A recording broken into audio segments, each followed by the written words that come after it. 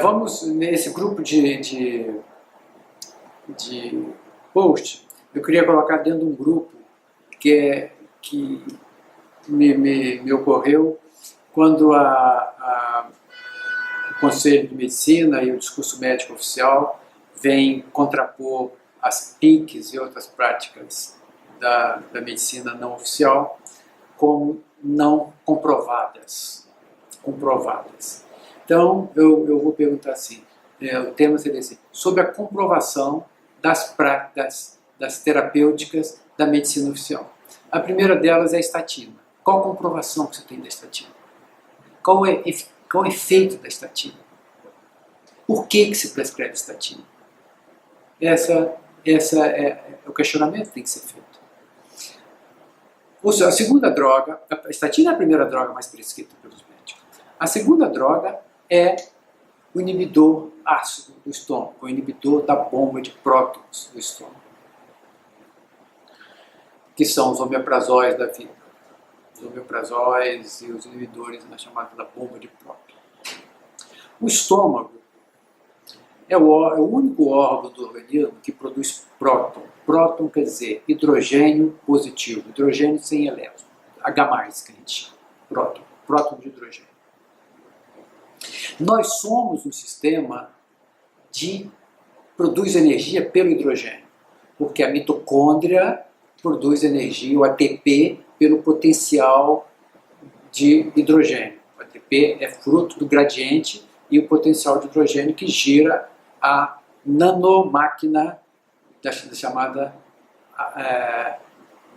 ATP sintase da célula, que é o que produz a energia.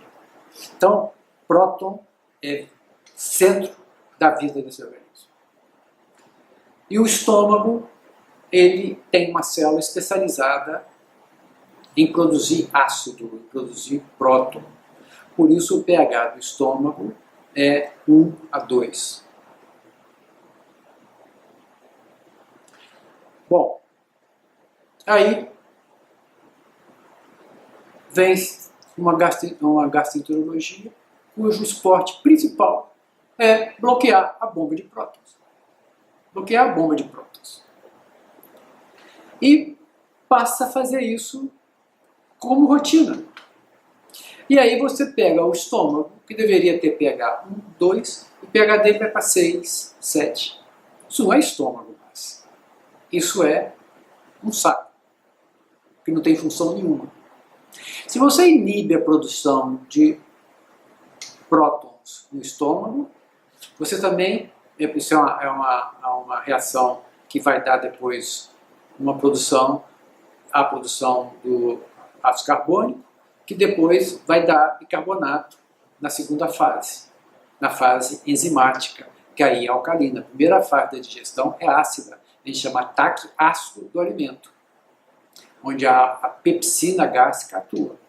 Depois você tem a fase enzimática, que aí já é pH alcalino do suco pancreático, rico em bicarbonato, e também bicarbonato produzido pelo duodeno e pela própria reação, pela própria conversão do ácido, da produção ácida do estômago em bicarbonato. Bom, e isso é inibido. São milhões de pessoas tomando esse medicamento. Eu já tenho recebido crianças com 12, 10 anos tomando omeprazol. Eu vejo pediatra prescrevendo omeprazol para bebê. Para bebê. Eu pergunto, qual a base dessa prescrição? Qual a comprovação dessa prescrição? O que faz isso? Em primeiro lugar, você perde a primeira barreira aqui de entrada, de proteção da sua mucosa digestiva, que é a certa esterilização do alimento que o pH ácido do estômago faz. Ele esteriliza esse alimento, ele faz o ataque ácido, facilita a digestão, né, nesse primeiro momento. A absorção dos minerais é dependente do ácido do estômago.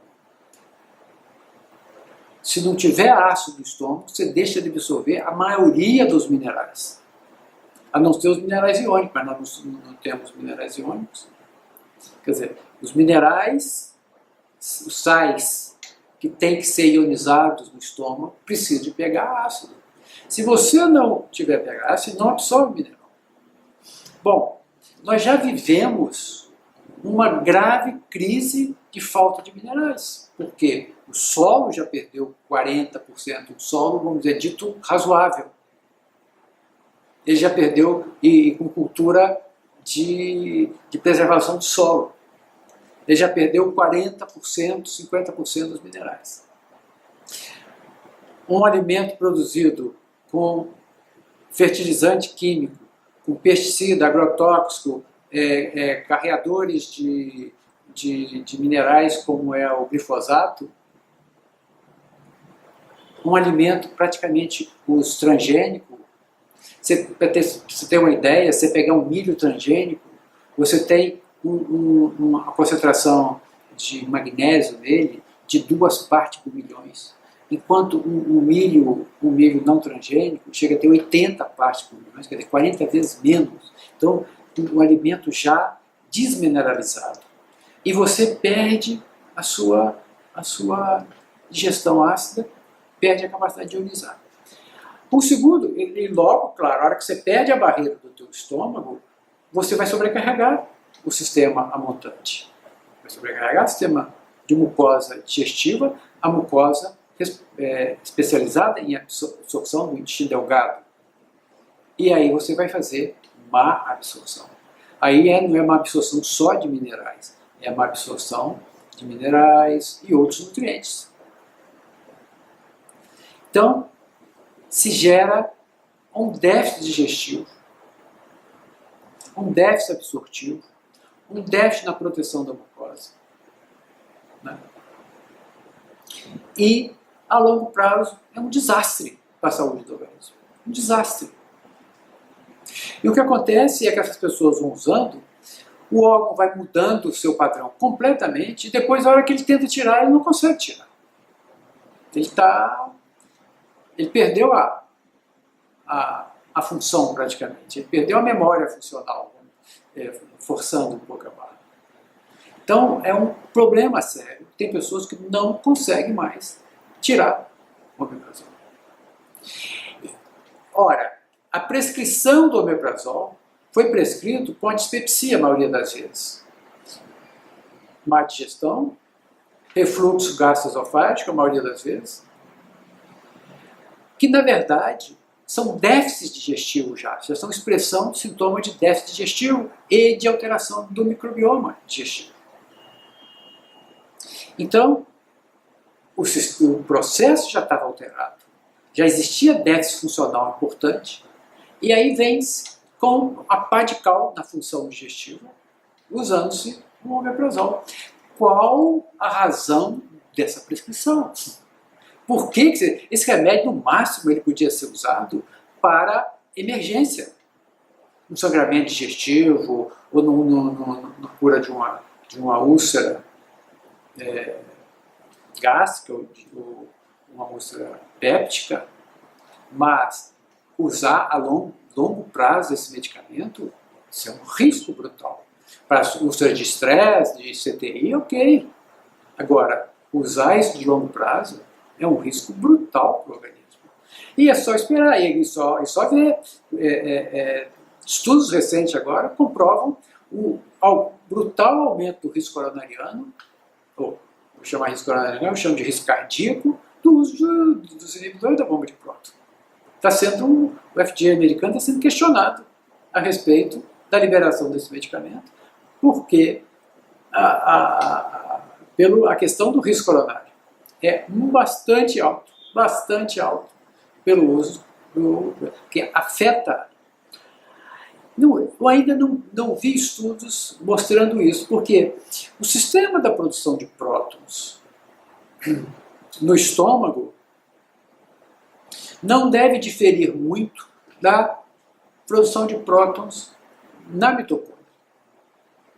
É provável que o omeprazol também perturbe a produção de prótons na bactéria, na mitocôndria.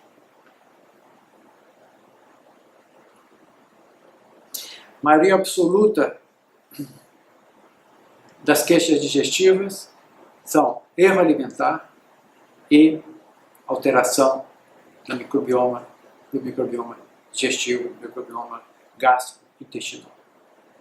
O que o médico tem que consertar é isso. Mas ele não sabe isso. Ele não leva em consideração isso.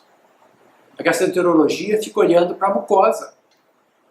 Ela esquece que existe microbioma, que é o que faz 99% do trabalho, vamos dizer assim, considerado do sistema digestivo. Todo o sistema digestivo é absolutamente dependente do microbioma. E quando você afeta esse microbioma, você afeta todas as funções do sistema digestivo. Motilidade, digestão, nutrição da mucosa, proteção da mucosa, produção de energia para as células mucosas. Então, o microbioma é central no tubo digestivo. O intestino, os tubos ocos são muito importantes, mas para recepcionar o microbioma. O microbioma é central na questão digestiva, na função digestiva, na atividade da ação digestiva. Fundamental. O problema é quando é afetado o microbioma, há um desequilíbrio na relação ao sistema imune da mucosa e o microbioma, e aí começam as inflamações, começam as inflamações de mucosa, as alterações da microcirculação de mucosa e os déficits funcionais e assim por diante. Então, isso tem que ser abordado com medicina funcional. Não com medicina de bloqueio, não com medicina estrutural. Como esses sintomas digestivos, na maioria das vezes, têm pouca repercussão estrutural ao olhar do endoscópio, eles, para todo tipo de desequilíbrio funcional digestivo, se prescreve o omeprazol. Quer dizer, se agrava mais ainda a função digestiva. Qual a razão dessa prescrição de longo prazo? Essa é mais uma pergunta que eu faço aos arautos do discurso médico oficial.